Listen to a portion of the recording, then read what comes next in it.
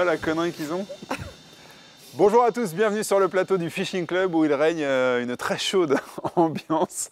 Bonjour messieurs, salut Gaël. Bonjour. Salut JC David. Bonjour. Salut Sylvain Legendre. Salut. Et bonjour à David Dubreuil, petit nouveau sur le plateau du Fishing Club. Bonjour David. Bonjour David, bonjour messieurs, merci de m'accueillir. On est ravis de vous avoir. JC, c'est ton copain. David, je vais te laisser te présenter en 10 secondes. Ça commence. Mais David, c'est un des pionniers de la pêche au leurre en France. Hein. Il pêche au leurre depuis les débuts des années 90. Et dernièrement, on peut dire que c'est le fondateur du France Basse Nation. Bon, bah belle présentation. Je vais verser une petite larme, je crois. On va parler avec vous, messieurs. On va parler de pêche au leurre de surface aujourd'hui dans le Fishing Club. Et on va s'intéresser à deux leurres qui sont peut-être un peu moins utilisés et un peu moins connus que les autres, deux familles de leurres. On va parler des frogs et des crawlers. On va commencer avec les frogs, donc les grenouilles, les imitations de grenouilles. Et je vais me tourner vers toi, JC, parce que c'est des leurres que tu utilises beaucoup. Oui, c'est toi. Voilà. La grenouille, ça sert, pour moi qui m'en sers très peu, il a très envie de rigoler, gars. On a une histoire de grenouille avec Sylvain déjà. Bon, vous nous la raconterez tout à l'heure. La grenouille, a priori, moi j'aurais tendance à m'en servir uniquement dans les milieux encombrés. On voit bien les hameçons sont sur le dessus du leurre. Donc c'est frog uniquement avec des hameçons anti-herbe, c'est pas une imitation de grenouille. C'est frog avec des hameçons anti-herbe. Est-ce que c'est une erreur d'utiliser les frogs avec les hameçons anti-herbe, comme le précise justement Gaël, uniquement dans les milieux encombrés, ou est-ce que toi, par exemple, tu t'en sers ailleurs, dans d'autres conditions? Alors en fait, je pense que la plus grosse idée reçue sur la frog, c'est de voir dans sa tête. En gros, la conception, c'est de voir dans sa tête un énorme champ de nénuphars avec une énorme canne et une grosse tresse, et on va pêcher que comme ça. Or, la frog, c'est exactement ce que tu veux qu'elle soit. Je m'explique, c'est un petit peu comme avec d'autres leurres, c'est qu'en fonction de la saisonnalité, ça peut très bien être une perche soleil, ça peut très bien être un poisson blanc, ça peut très bien être soit une frog, soit... non, ça peut être une grenouille ou un crapaud, ou même des petits canards au moment des petits. D'accord avec ça, David? Oui, totalement. On est dans le registre d'un leurre de surface, d'un topwater. Il a un avantage par rapport aux autres, c'est qu'il n'accroche pas.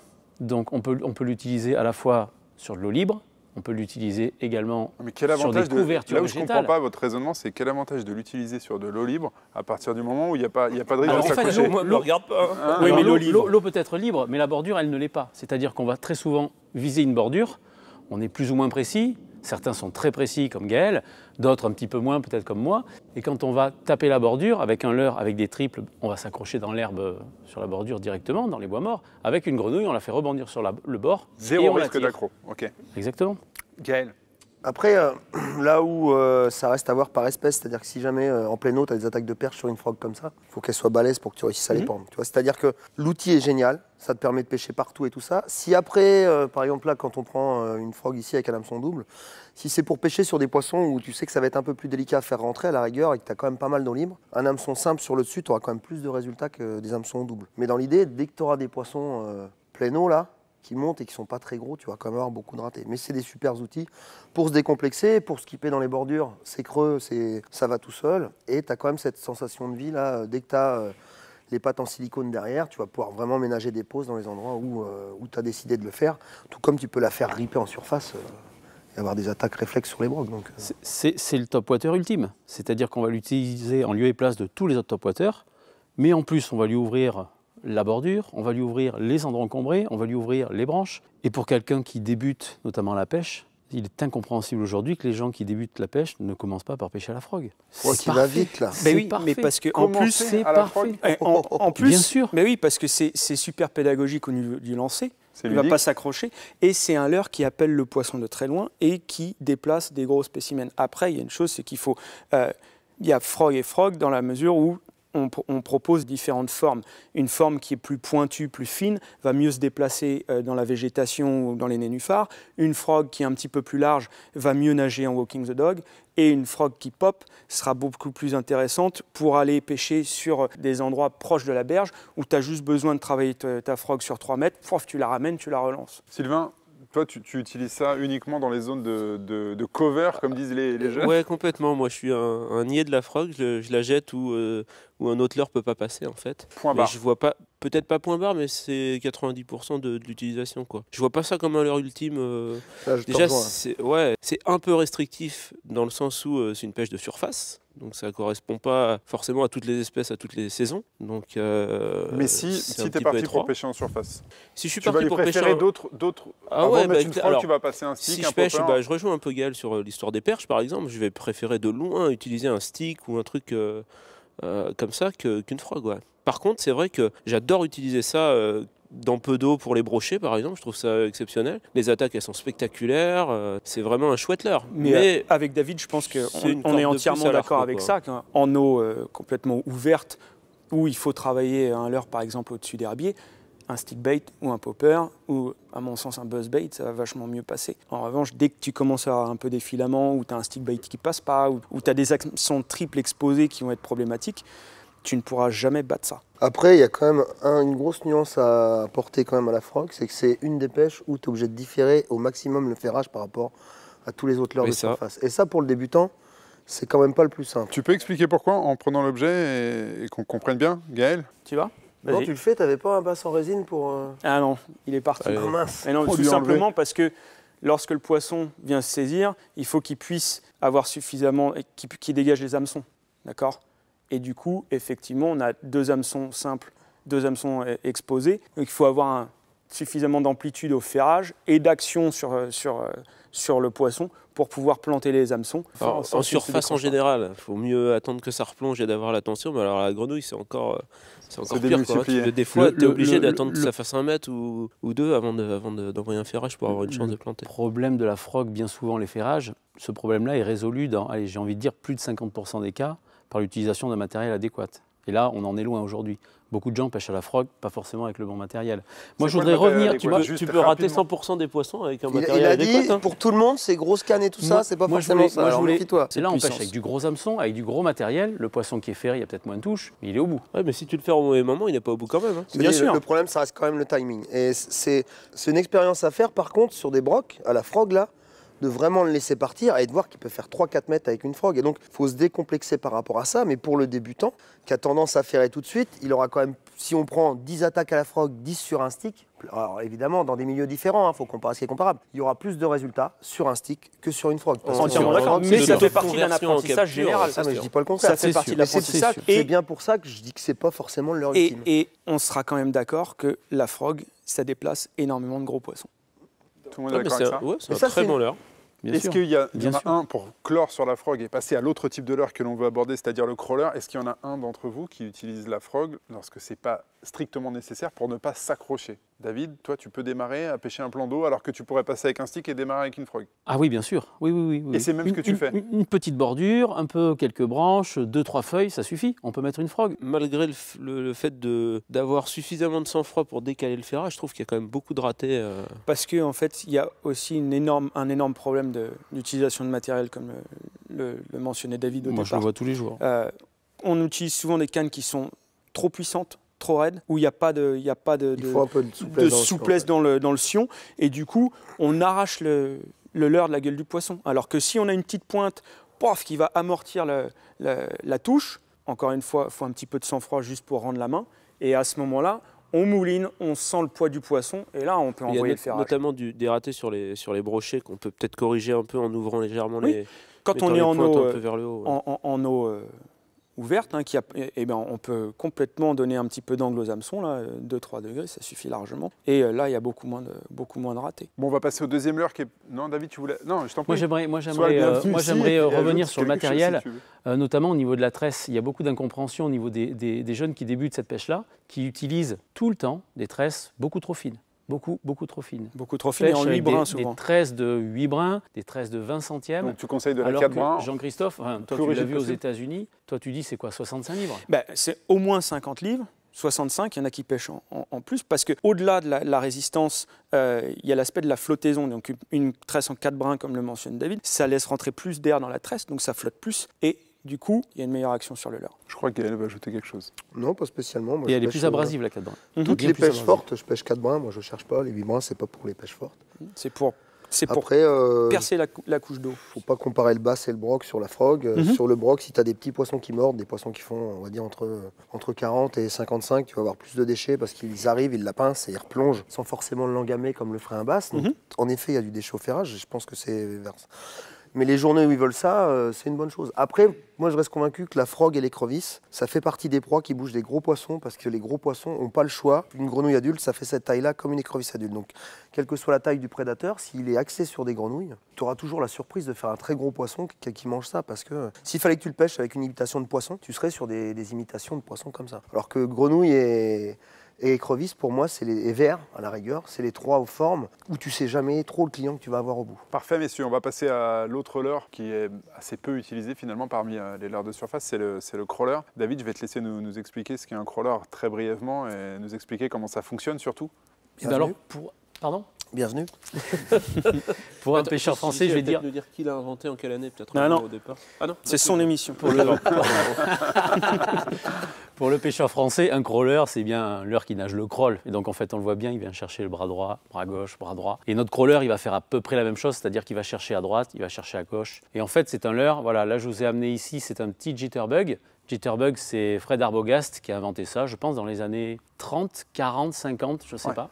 C'est très très vieux comme leurre. Voilà, on a un leurre qui véritablement on a l'impression qu'il a envie de passer sous la surface, il n'y arrive pas. Et donc c'est un leurre qui fait pas mal de raffus, on a compris. C'est ça, c'est Voilà, ça. Ça fait pas mal de raffus. Il y a des versions un peu plus modernes comme celle-là que je vais te passer. Donc ça fait encore plus de raffus. Ça fait encore plus de raffus. Les versions actuelles, en fait, sont beaucoup plus intéressantes à utiliser, bien entendu. On a des leurres qui se lancent beaucoup mieux. Ils sont un petit peu plus denses, un petit peu plus lourds. Ils ont des appendices qui sont souples, donc ils se collent et qui deviennent beaucoup plus aérodynamiques quand on les lance. Et ensuite, les appendices se déploient au moment où on doit récupérer le leurre. Donc ça, on voit, David, tu l'as dans les mains, c'est assez volumineux. On imagine que ça va être Alors, très bruyant. Il existe des plus petites Ouais, tailles. bien sûr. Mais effectivement, c'est un leurre qui brasse de l'eau, qui brasse beaucoup d'eau. Nous, pêcheurs, quand on le lance, on voit exactement où est son leurre. On le voit vraiment, il travaille l'eau. C'est un leurre qui vient travailler l'eau, qui brasse beaucoup d'eau. Ça met un vrai gros raffut à la surface de l'eau. Alors, pas forcément. Si on prend par exemple un jitterbug, on a un simple petit pop, pop, pop, pop, pop, pop, pop, pop, pop, relativement discret.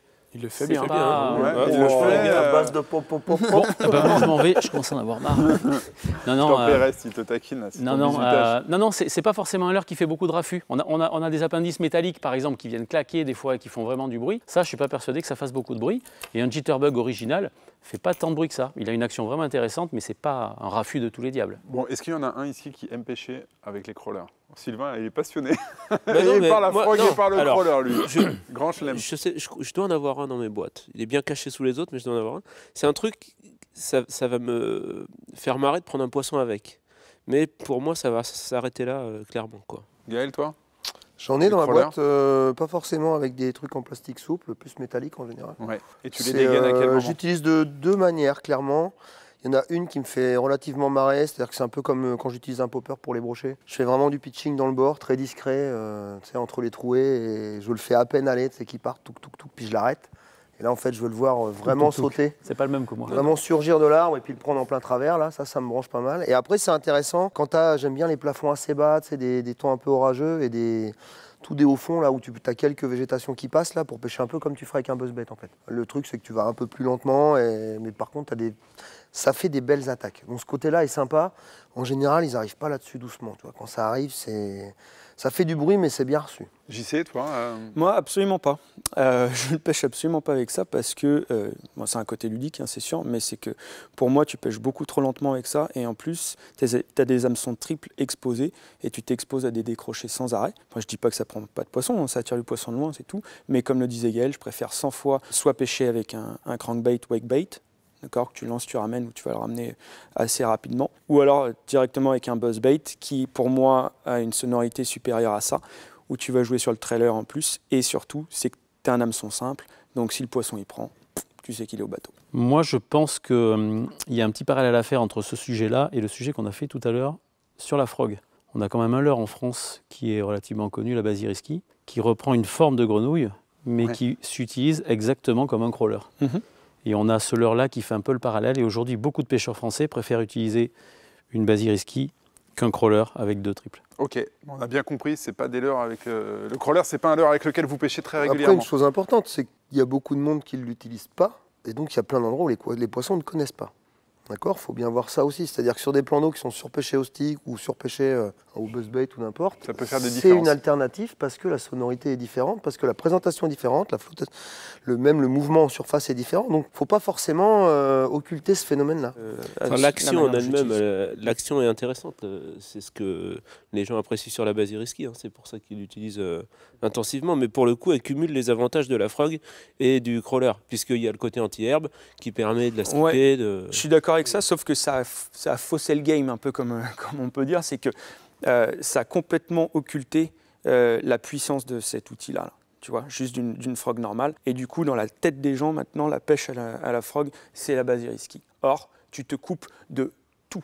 Pour moi, c'est pas C'est-à-dire une frog. Pour moi, c'est clairement pas une frog. Ben non, C'est un c'est pas crawler. une frog, c'est C'est un un crawler crawler. que tu skippes.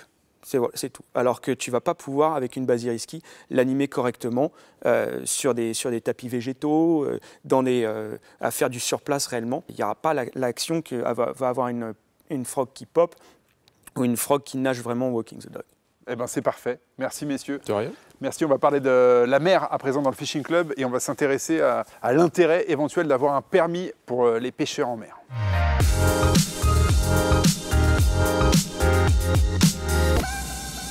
On est de retour sur le plateau du Fishing Club où l'on a le plaisir d'accueillir Nico Cadieux. Salut Nico. Bonjour. C'était bien, ça t'a plu le premier thème? T'as Ouais, regardé ça de loin heureusement que j'y participe pas parce que j'y ai jamais pêché ni à la frog ni au crawler, T'avais pas donc j'aurais grand-chose à pas pu dire. apporter grand chose, mais j'étais content d'écouter et puis ouais, j'essaierai la frog. Ça m'a intéressé ce Ils l'ont bien vendu. qu'ils ont dit les gars. Ouais. Ils l'ont Le bien crawler, j'ai compris que Ouais, c'est plutôt moyen. le truc bonus quoi. Bon, là, tu vas avoir sûrement plus de choses à dire parce qu'on va parler du permis de pêche en mer et de l'éventualité que cette mesure rentre un jour en vigueur. Alors comme ça, a priori, on a tous l'impression qu'un permis de pêche en mer, c'est encore une mesure réglementaire pour encadrer les pêcheurs de loisirs, mais que c'est pas forcément une bonne chose, c'est beaucoup plus complexe que ça. Le premier avantage qui paraît à peu près évident d'instaurer un jour peut-être un permis de pêche en mer pour les pêcheurs de loisirs, c'est la faculté qu'on aura enfin de se compter de manière efficace, parce qu'aujourd'hui il n'y a que des estimations sur le nombre de pêcheurs en mer.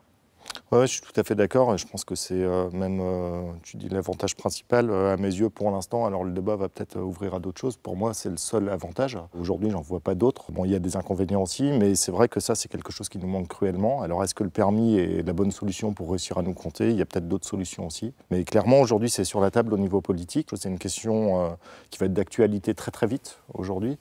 Donc c'est intéressant de commencer à discuter de ça. Ouais. On va faire un petit sondage là ici, vous êtes 5. Qui est pour lever la main, ceux qui sont pour le permis de pêche en mer? Et après, vous nous direz pourquoi.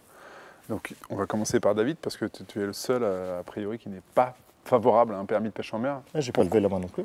T'as Non, pas c'est levé la vrai. main non plus? Ah, je suis désolé, je croyais Non, que... mais commence Par par rapport à David. ta première C'était pas réponse, la main. je croyais que... Ok, j'avais mal compris. David, pourquoi? Ben, je suis entièrement d'accord avec Nicolas. Si c'est uniquement un moyen de nous compter, il doit y avoir d'autres moyens que nous taxer pour nous compter. Et c'est surtout, moi ce que je vois, c'est qu'il y a eu des exemples dans d'autres pays où on a essayé de mettre une taxe sur les pêcheurs en mer et les États ont fait marche arrière. On fait marche arrière parce que ça a complètement plombé le business, l'activité.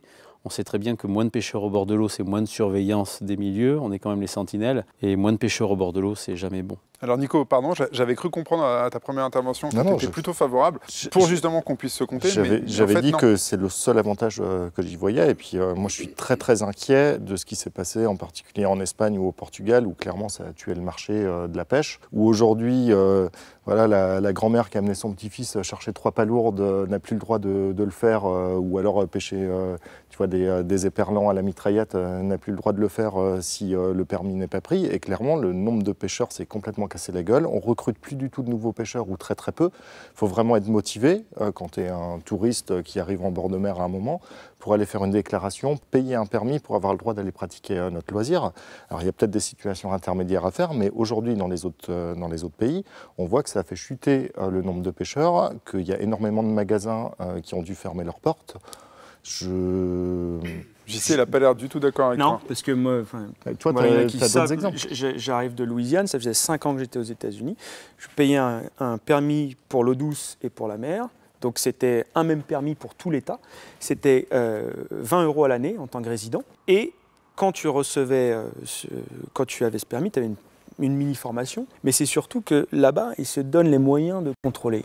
Les gens savent que s'ils vont pêcher, il y a un quota quasiment personne ne le dépasse parce qu'ils savent que s'ils sont à voir, mais l'amende, elle est Mais salée. chez nous, c'est même pas, ça va plus loin que ça, c'est que personne ne le sait.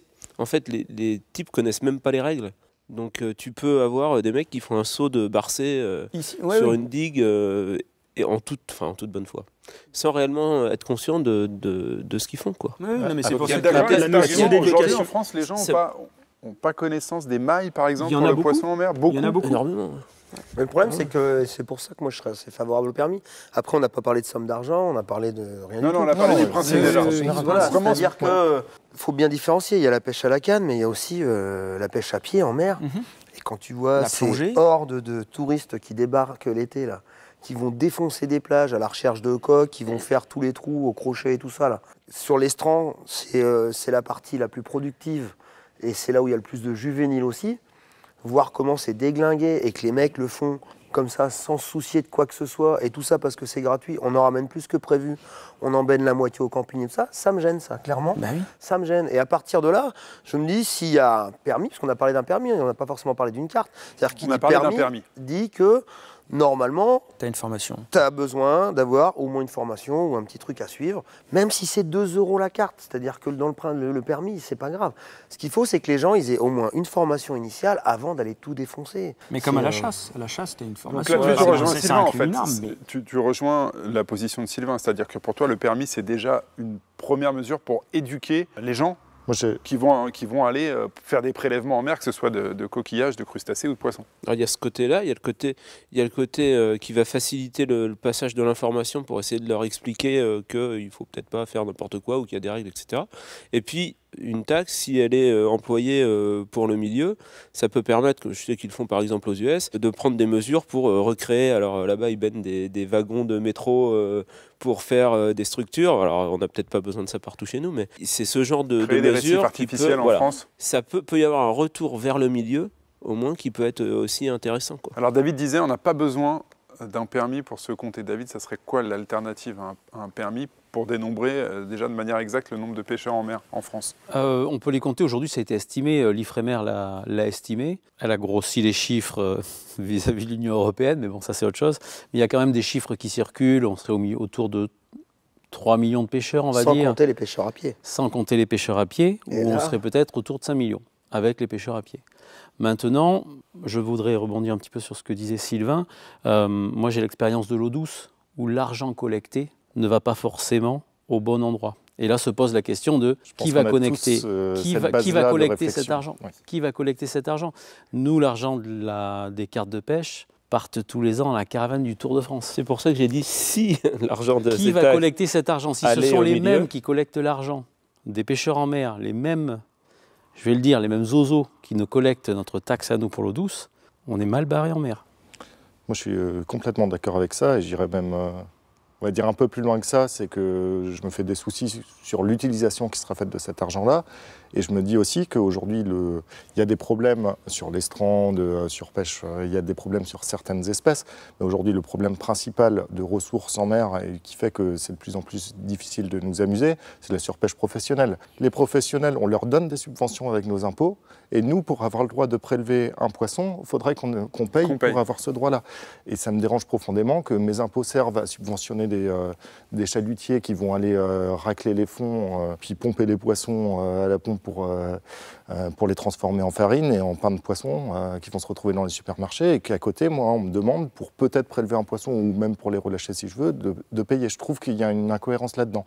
Alors maintenant, là je vais rejoindre Sylvain, si c'est pour financer des aires de réserve où on laisse la chance aux poissons de grandir, aller aménager des récifs artificiels et tout ça, là, Super. maintenant je lève la main. Mais en fait, vous y Oui, croyez pas, en fait. CNSM.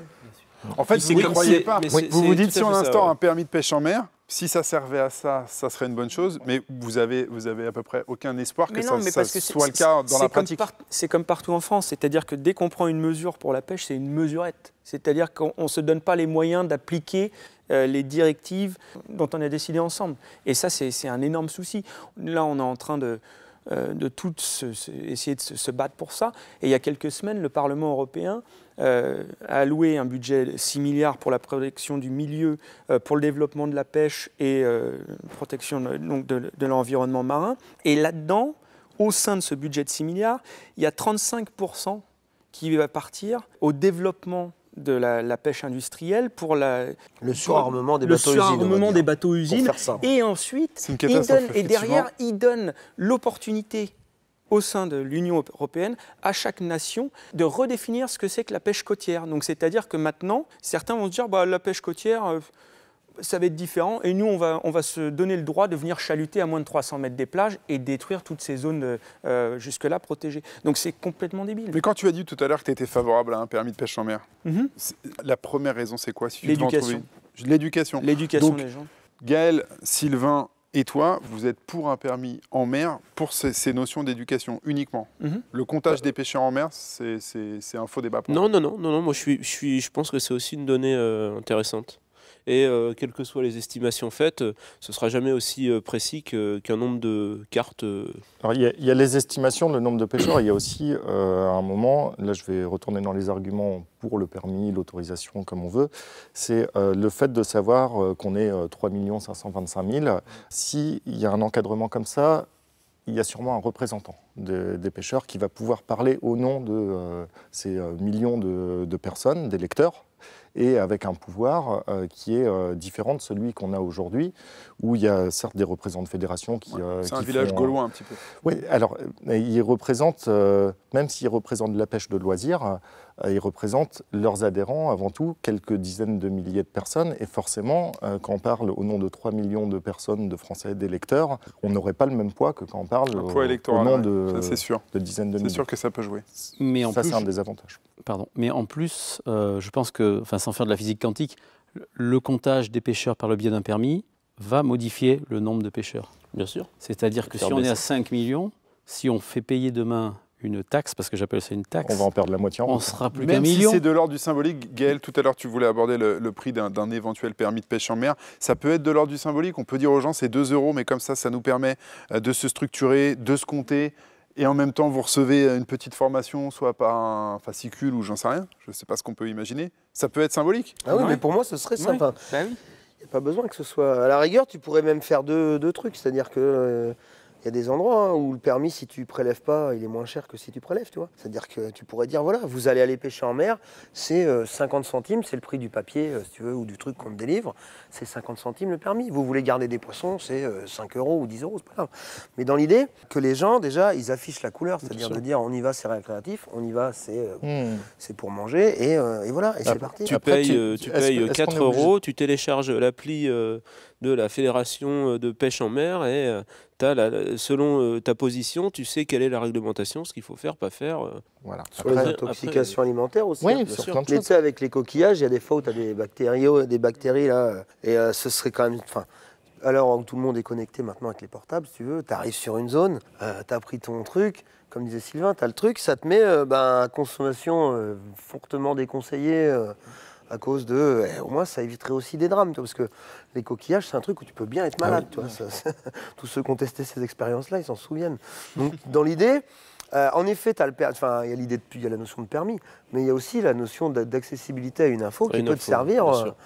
et t'économiser une visite chez le Toubib. Donc finalement, Oui, vous êtes à cet peu- argent collecté peut aussi servir, pourquoi pas, à renforcer le contrôle, parce qu'on voudrait tous plus de contrôle. C'est ça, c'est exactement ça ce peut que être le contrôle, ça peut être la SNSM, Oui, mais peu importe, Moi, mais ça me choque allouer pas. des parce moyens que, pour, les affaires maritimes sont déjà assez débordées, importe mais qui le c'est toujours un problème, c'est qu'il n'y a pas assez de personnel pour contrôler ça. peu Et, importe qui le fait, mais, ouais, mais exactement. rajouter. Ou même que ce soit un rajouter effort ça, Je commun. pense plus qu'en eau douce Ah, c'est aujourd'hui. vrai, ouais. qui- Oui, bien Oui, sûr. oui. Oui, non, mais là, je suis Moi, entièrement d'accord. c'est le piège que je veux qu'on évite à tout prix, c'est d'aller balancer que ce soit 30 €, même 2 €, on s'en fout, 2 €, 30 € ou 90 € comme ce qu'on paye en eau douce, avoir très très peu de retour sur le milieu, sur l'aide à la pêche. Mais par on rapport est à- tous inquiets Voilà. de ça, en fait. Ah hein. oui, oui, oui. C'est le... Après, Là, on parle de l'idéologie comme on disait tout autour à l'heure, du c'est-à-dire permis. que si on arrivait à avoir une fédération, j'ai bien dit une, hein, une et unique fédération avec X millions d'adhérents, même si sur le milieu tu vois pas forcément concrètement le truc arriver, politiquement parlant, on pourrait espérer avoir plus. C'est-à-dire que tu as un poids, comme il disait tout t'as à un l'heure, un pouvoir poids électoral politique beaucoup plus fort. et tu as un poids économique bien sûr. notable. Et aujourd'hui, c'est notre gros point faible dans la pêche C'est qu'on ne sait pas le démontrer. On ne sait pas expliquer. On ne sait pas le démontrer. Je ce suis d'accord poids avec, économique. Nico et ce que tu disais, David, c'est vrai. Il y a des estimations qui sont peut-être pas très loin de la vérité, mais ça reste des estimations. Et des estimations, c'est très compliqué d'incarner une force politique sur la base d'estimations. Et je pense qu'on aurait intérêt à pouvoir se compter de manière assez précise. Donc on l'a compris, ça serait un intérêt. Faire de l'éducation aussi, sensibiliser les gens à ce qui est possible de faire subir au milieu, c'est le deuxième intérêt. Si on peut réussir à protéger certaines zones, certaines espèces, certains moments de l'année. Voilà, l'exemple des réserves, moi si l'argent que je donne pour un futur permis, il sert à mettre en place des nouvelles réserves où la pêche industrielle est complètement proscrite, et où la pêche de loisirs elle est vachement bien gérée avec des contrôles et tout. Voire bien sûr proscrite que aussi, je suis partant. voire des zones proscrites bien sûr, avec des de zones de jachère, et loisirs. Parce qu'on Des sait réserves très bien à tournantes. l'heure actuelle, si on se base juste sur le bar, que les stocks sont au plus bas, tu en as déjà parlé dans des épisodes précédents. Et quand on prend l'exemple du thon, l'interdiction de l'anchois et du thon, et qu'on a vu ce que ça fait sur les 5 ans après Ultra positif. Tout est positif. On Quoi. serait tous ravis. Arrêtez de manger les anchois. Voilà. Laissez-les autour. Voilà. Plus de pizza. Plus de pizza. Enfin, sans anchois. On serait tous ravis donc d'avoir des zones protégées. En revanche, on est un peu sceptiques. Pour résumer la pensée du plateau et votre pensée, on est tous un peu sceptiques sur la mise en œuvre de zones comme ça, totalement protégées avec l'argent d'un permis en mer. On a peur que ce soit dur à mettre en œuvre dans la pratique. Merci beaucoup, les gars, d'être venus parler Merci. des frogs, des crawlers et du permis en mer. Merci beaucoup, David Dubreuil, pour cette première sur le Merci de Fishing m'avoir Club. invité. Bravo, Dédé. Merci beaucoup. Je me joins aux applaudissements. Ça a été absolument parfait. Je vais verser ma petite larme, ça y est. C'est terminé Encore pour ce Fishing Club. On se retrouve très bientôt, le mois prochain. C'est la prostate. À très bientôt. J'allais conclure, mais j'entends un petit à la prostate.